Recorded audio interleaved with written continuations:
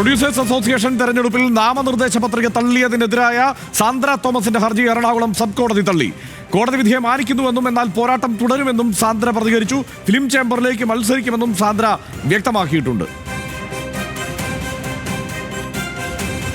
സൈഫുന്നിസ ചേരുന്നുണ്ട് കൂടുതൽ വിവരങ്ങളുമായി. സൈഫുന്നിസ, ഇപ്പോൾ സാന്ദ്ര തോമസ് തെരഞ്ഞെടുപ്പിൽ മത്സരിക്കുന്നതിനെതിരെ ശക്തമായ നിലപാട് ഫിലിം ചേംബർ തന്നെ പ്രകടിപ്പിച്ചിരുന്നു. അതിനെതിരെയുള്ള അവരുടെ ഈ തെരഞ്ഞെടുപ്പിൽ നാമനിർദ്ദേശക പത്രിക തള്ളുന്നതടക്കമുള്ള നടപടികളിലേക്ക് കടന്നിരുന്നു. അതിനെതിരെയാണ് ഹർജി കൊടുത്തത്. അതും ഇപ്പോൾ തള്ളിയിരിക്കുകയാണല്ലേ?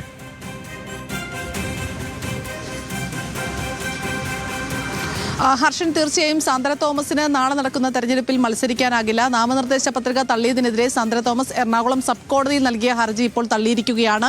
2 ഹർജികളാണ് സാന്ദ്ര തോമസ് സമർപ്പിച്ചിരുന്നത്. ഒന്ന്, തന്റെ പത്രിക തള്ളിയത് ബൈലോയ്ക്കെതിരെയാണ് എന്ന് പറഞ്ഞുകൊണ്ടൊരു ഹർജിയും, ഒപ്പം തന്നെ വരണാധികാരി ഒരു പക്ഷം ചേർന്ന് നിലപാടുകൾ എടുക്കുന്നു എന്ന് പറഞ്ഞുകൊണ്ട് വരണാധികാരിക്കെതിരെ നൽകിയ ഹർജിയുമായിരുന്നു. ഈ 2 ഹർജികളും ഇപ്പോൾ തള്ളിയിരിക്കുകയാണ്.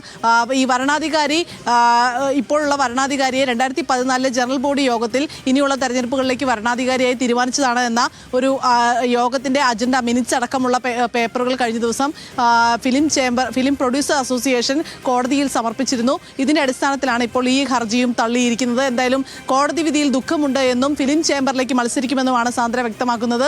ഈ മാസം അവസാനമാണ് സാന്ദ്ര തോമസിന് ഫിലിം ചേംബറിലേക്ക് മത്സരിക്കാനാവുക. ഈ മാസം അവസാനമാണ് അവിടെ തെരഞ്ഞെടുപ്പ് നടക്കുന്നത്.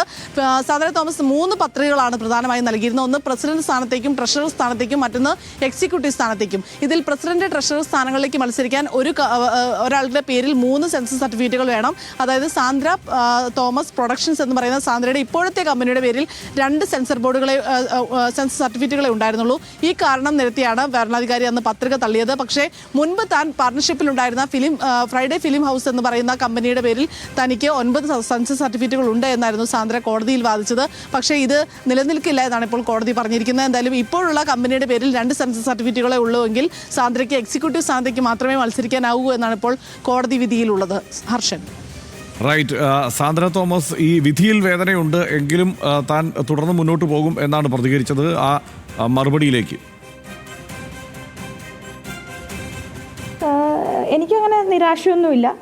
കാരണം ഞാൻ നേരത്തെ തന്നെ പറഞ്ഞിരുന്നതാണ്, എല്ലാം കൊണ്ടും പവർഫുൾ ആയിട്ടുള്ള ആളുകൾക്കെതിരെയാണ് എൻ്റെ യുദ്ധം. അപ്പോൾ അതുകൊണ്ട് തന്നെ എല്ലാ സൈഡിൽ നിന്നും നീതി കിട്ടും എന്നൊന്നും ഞാൻ പ്രതീക്ഷിക്കുന്നില്ല.